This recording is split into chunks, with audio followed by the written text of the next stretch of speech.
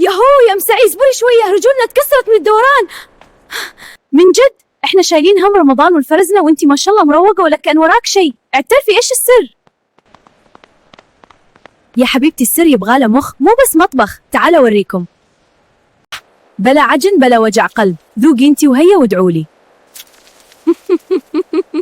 اوف ايش ده؟ والله اطعم من حقتي اللي اجلس الفها يومين. القرمشة صح جنن، والحشوة رهيبة ونظيفة كأنه شغل بيت متعوب عليه. يا شيخة تسلم يدك، طلعتي شيف مخبيه علينا، متى يمديك تسوي كل هذا؟